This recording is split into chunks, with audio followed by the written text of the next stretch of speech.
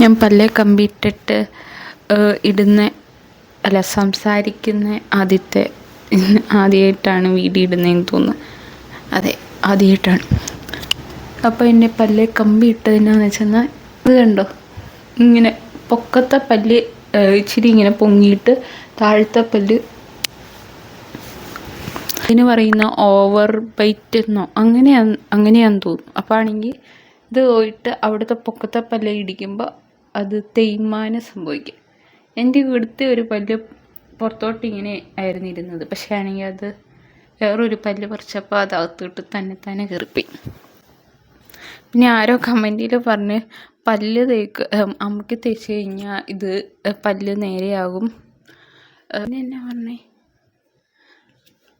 വിടവ് വരുമെന്ന്. അത് ഇട്ട് കഴിഞ്ഞ് വിടവ് വരാതിരിക്കാൻ വേണ്ടി അലൈനർ എന്ന് പറയുന്ന സാധനം തരും. അപ്പോൾ അതിടുവാണെങ്കിൽ വിടവ് വരത്തില്ല. അപ്പം നിങ്ങൾക്ക് അങ്ങനെ വിടവ് വന്നിട്ടുണ്ടെങ്കിൽ അത് പിന്നെയും വീണ്ടും പോയി കമ്പി ഇട്ടിട്ട് ഇത് അലൈനർ ഇടേണ്ടി വരും. അങ്ങനെ ചെയ്യുവാണെങ്കിൽ അങ്ങനെ വിടവ് വരത്തില്ല. ചിക്കന് അങ്ങനത്തെ സാധനമൊന്നും ഇങ്ങനെ കടിച്ച് കഴിക്കുന്ന അങ്ങനത്തെ ഇതൊന്നും, നട്ട്സ് അങ്ങനത്തെ ഒന്നും കഴിക്കരുതെന്ന് പറഞ്ഞിട്ടുണ്ട്. 15,000 രൂപയാണ് മൊത്തം ടോട്ടൽ. ഇതല്ലാതെ എല്ലാം ചെയ്യുന്നത് സെയിം കാര്യം തന്നെ. മറ്റേ വേറെ ഒരു ഇത് പിന്നെ ഞാൻ കാണിക്കാം. ഇത് ഓരോ മാസവും നമുക്ക് ചെയ്യാൻ വേണ്ടി ഇത് പോയി മുറുക്കുന്ന പോലെ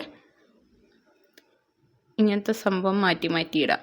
ഇതാമത്തെ ഇടുന്നതിനും പെയിനുണ്ട്, പ്രത്യേകിച്ച് വ്യത്യാസമൊന്നുമില്ല. പക്ഷേ ഇതേപോലെ ഇവിടെ കൊണ്ടിട്ട് ഇങ്ങനെ മുറിയും അങ്ങനെയൊന്നുമില്ല. ചൂടുള്ള സാധനമൊന്നും ഇതിട്ടിട്ട് കഴിക്കാൻ പാടില്ല. അങ്ങനെയൊക്കെയാണ് കാര്യങ്ങൾ.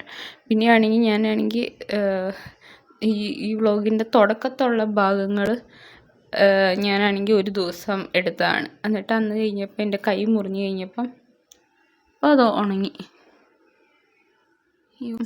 പുതിയ പിച്ചാത്തിയായിരുന്നു. അപ്പോൾ ആണെങ്കിൽ ഇങ്ങനെ തെന്നിപ്പോയി. അന്നേരം ഇങ്ങനെ മുറിഞ്ഞ് കുറേ ബ്ലഡ് വന്ന്. പിന്നെ എൻ്റെ മൂഡ് പോയി. അപ്പോൾ ഒന്ന് എടുക്കണ്ടെന്ന് വിചാരിച്ചു. പിന്നെ ബാക്കിയുള്ളതൊക്കെ ഞാൻ ബിനാലയ്ക്ക് പോയപ്പോൾ എടുത്താണ്.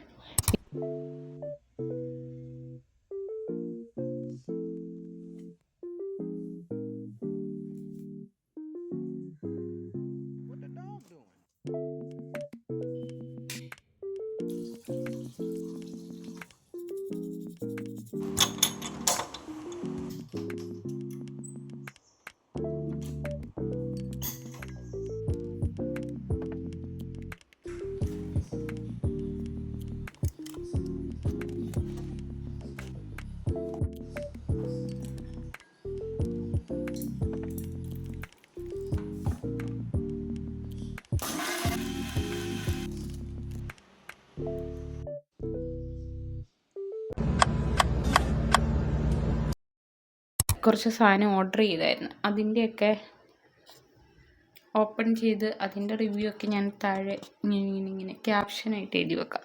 നല്ലതാണോ, അങ്ങനെയൊക്കെ ക്വാളിറ്റി എങ്ങനെയുണ്ട്.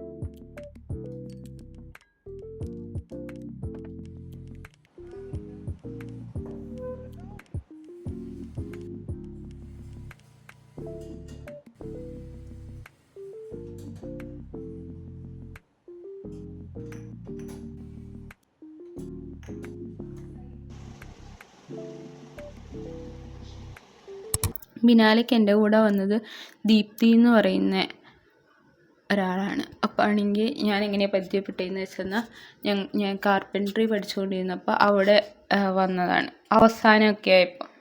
അപ്പോൾ അങ്ങനെ പരിചയപ്പെട്ട് പിന്നെ അങ്ങനെ സംസാരിച്ചപ്പോൾ അങ്ങനെയൊക്കെ. അപ്പോൾ ആണെങ്കിൽ ദീപ്തി ഇപ്പോൾ എറണാകുളത്തുണ്ട്. അപ്പോൾ ആണെങ്കിൽ ദീപ്തി ചോദിച്ചു വരുന്നുണ്ടോ. ഞാൻ എന്നായാലും ബിനാലിക്ക് പോകാനിരുന്ന.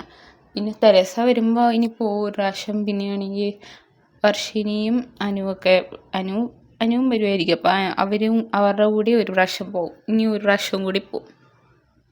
മാർച്ച് വരെ ഉണ്ടെന്ന് തോന്നുന്നു. 6 സ്ഥലങ്ങളിലായിട്ടാണ് ബിനാലെ നടക്കുന്നത്. അപ്പം നിങ്ങൾക്ക് ഇഷ്ടമുണ്ടെങ്കിൽ വന്ന് കാണുക. പിള്ളേർക്കാണെങ്കിൽ എൻട്രി ഫീസ് 100 രൂപയാണെന്ന് തോന്നുന്നു. നിങ്ങൾ ID കാർഡ് കാണിക്കുകയാണെങ്കിൽ, സ്റ്റുഡൻറ്റ് ID കാർഡ് കാണിക്കുകയാണെങ്കിൽ 100 രൂപയാണ്. പിന്നെയാണെങ്കിൽ അഡൾട്ട്സിന് 200 രൂപ. പിന്നെയാണെങ്കിൽ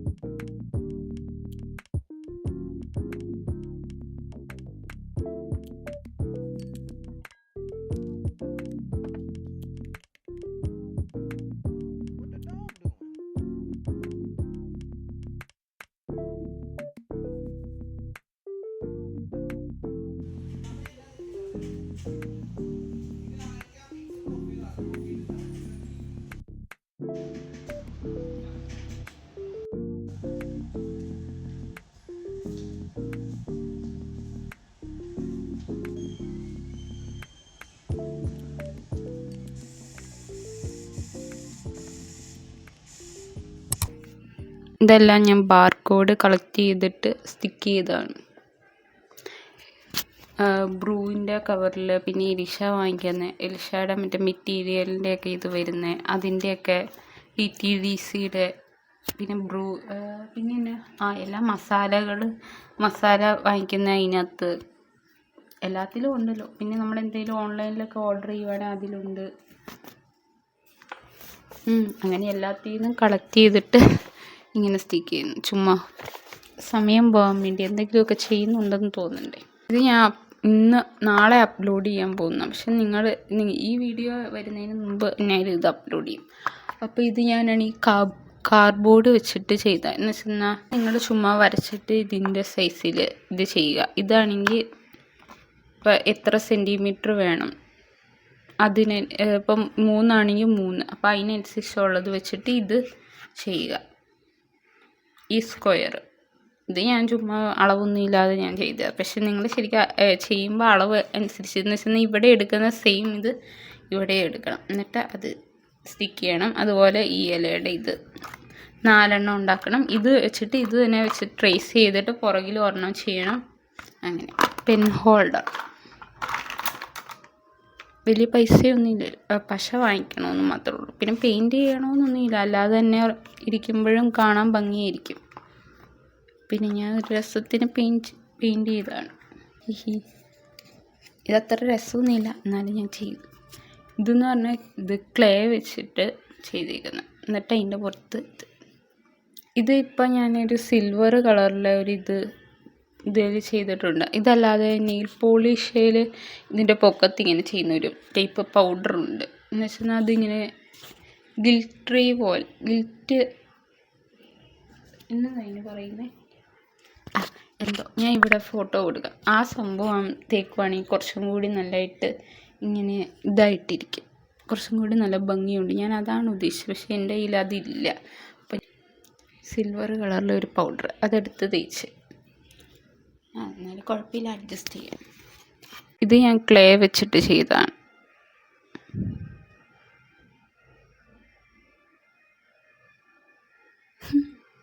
ഇതിൻ്റെ പുറകെ ഞാൻ ചെയ്തില്ല. ശരിക്കും പറഞ്ഞാൽ ഇത് ഞാനാണെങ്കിൽ ഇതേപോലത്തെ ഒരു ക്യാൻവാസിൽ സ്റ്റിക്ക് ചെയ്തിട്ട് അതിൻ്റെ ബാക്ക്ഗ്രൗണ്ടിലൊക്കെ അങ്ങനെ വേറെ ഇത് വരയ്ക്കാമെന്നാണ് വിചാരിച്ചത്, 3D പോലെ.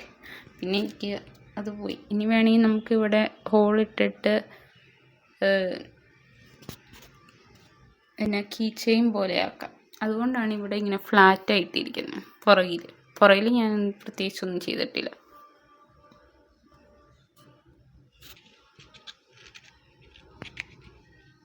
ഇതേപോലെ ഇങ്ങനെയൊക്കെ വെച്ചിട്ടുണ്ട്. ഞാൻ ഇതിൻ്റെ ട്യൂട്ടോറിയൽ ഇതിനകത്ത് ഇട്ടിട്ടുണ്ട്, യൂട്യൂബിൽ ഇട്ടിട്ടുണ്ട് ഷോർട്സായിട്ട്, പിന്നെ ഇൻസ്റ്റയിലും ഇട്ടിട്ടുണ്ട്, മറ്റേ ക്രാഫ്റ്റിൻ്റെ ഒക്കെ പേജില്ലേ അതിനകത്ത്. പിന്നെ ഇതേപോലത്തെ സ്റ്റാൻഡ് നിങ്ങൾക്ക് 200 എത്രയെങ്ങാണ്ട് രൂപയ്ക്ക് ഫ്ലിപ്കാർട്ടിലും മീഷോയിലൊക്കെ കിട്ടും. അപ്പോൾ ഇതേപോലത്തെ ക്യാൻവാസിൻ്റെ സെറ്റും 200 ഒക്കെ അത്രയൊക്കെ രൂപയ്ക്ക് കുറേ എണ്ണത്തിൻ്റെ ഒരു സെറ്റ് കിട്ടും. അപ്പോൾ നിങ്ങൾക്കിങ്ങനെ മാറ്റി മാറ്റി ഓരോന്ന് ഇഷ്ടമുള്ള ദിവസം ഓരോന്ന് വെച്ചിട്ട് വെക്കാം. ശരിക്കും പറഞ്ഞാൽ ഞാൻ ഇനിഷയ്ക്ക് വേണ്ടി ഒരു ഈവിളയുടെ ഇത് അവൾക്ക് വേണമെന്ന് പറഞ്ഞു. അപ്പോൾ അവൾക്ക് വേണ്ടി ചെയ്യാൻ വേണ്ടി വാങ്ങിച്ച ഇതൊക്കെ സെറ്റായിട്ട് വാങ്ങിക്കുന്നതാണ് ലാഭം. അപ്പോൾ അങ്ങനെ വാങ്ങിച്ചു. പിന്നെ ഒരു കാര്യം, നിങ്ങളാണെങ്കിൽ എന്നെ കാണുവാണെങ്കിൽ കാണാത്ത പോലെ, പുറത്ത് വെച്ച് കാണുവാണെങ്കിൽ കാണാത്ത പോലെ അറിയാത്ത പോലെ പോകുന്നതായിരിക്കും നല്ലത്. ജാടയായിട്ടോ അങ്ങനെയൊന്നുമല്ല. എനിക്ക് വേണമെങ്കിൽ എങ്ങനെയും മിണ്ടേണ്ടതെന്ന് അറിയത്തില്ല. എന്ന് വെച്ചാൽ മൊത്തത്തിൽ ബ്ലാങ്ക് ആയിപ്പോവും. ഞാനാണെങ്കിൽ പുറത്ത് പോകുമ്പോൾ നേരത്തെ മനസ്സിൽ പ്രിപ്പയർ ചെയ്തിട്ടാണ് പോകുന്നത്. എങ്ങനെ ആരോടൊക്കെ മിണ്ടണം, ഇത്ര പേരോട് മിണ്ടേണ്ട വരത്തുള്ളൂ, കണ്ടക്ടറിനോട് മിണ്ടേണ്ട വരും, അങ്ങനത്തെയൊക്കെ ഞാൻ നേരത്തെ പ്ലാൻ ചെയ്തിട്ട് അങ്ങനെ മാത്രം. അതിൽ കൂടുതലായിട്ട് ആൾക്കാർ വന്നു കഴിഞ്ഞാൽ എനിക്ക് സംസാരിക്കാനും അറിയത്തില്ല, ഒന്നും അറിയത്തില്ല. അപ്പോൾ ആണെങ്കിൽ നിങ്ങൾ വിചാരിക്കും ഞാൻ റൂഡായിട്ട് അങ്ങനെയൊക്കെ ചെയ്യുന്നതായിരിക്കും എന്ന് വിചാരിക്കും. അപ്പം നിങ്ങൾ ഏറ്റവും നല്ലത് ചെയ്യുന്നത് എന്നോട് ഒന്നും മിണ്ടാതിരിക്കുന്നതായിരിക്കും ഏറ്റവും നല്ലത് കേട്ടോ. 2-3 പ്രാവശ്യമായിട്ട് ഇങ്ങനെ സംഭവിക്കുന്നുണ്ട്. അപ്പോൾ ആണെങ്കിൽ മൈൻഡ് ചെയ്യാതിരുന്നാൽ മതി. അപ്പോൾ എന്നാലും ഉള്ളൂ എനിക്ക് നോർമലായിട്ട്, നിങ്ങൾക്ക് നോർമൽ. പ്രത്യേകിച്ച് അങ്ങനെയൊന്നും ഇല്ല. എനിക്കിത് എങ്ങനെയും പറയണ്ടേന്ന് അറിയത്തില്ല. അതുകൊണ്ടാണ് കണ്ടു കഴിഞ്ഞാൽ മൈൻഡ് ചെയ്യാതിരുന്നാൽ മതി, മിണ്ടാതിരുന്നാൽ മതി. അപ്പോൾ ആണെങ്കിൽ എനിക്ക് നോർമലായിട്ട് പെരുമാറാൻ പറ്റത്തുള്ളൂ.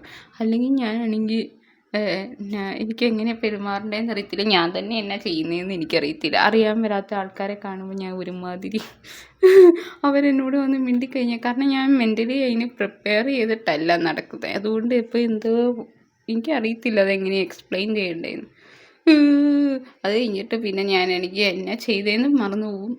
എന്നിട്ട് എനിക്ക് ക്രിഞ്ചല്ല എന്തോ അതുകൊണ്ടാണ് കേട്ടോ. എനിക്കല്ലാതെ ജാടയായിട്ടോ നിങ്ങളോട് പ്രത്യേകിച്ച് സ്നേഹമില്ലാത്തതുകൊണ്ടല്ല, എല്ലാവരോടും സ്നേഹമുണ്ട്.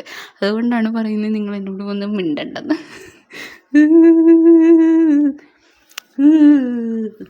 ഇങ്ങനെയാണ്. Okay, thank you for watching.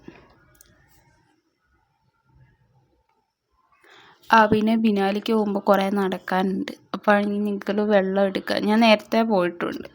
അപ്പോൾ എനിക്കിഷ്ടപ്പെട്ട ആ നർഗയുടെ കൂടെയാണ് നേരത്തെ പ്രാവശ്യം പോയിട്ടുള്ളത്.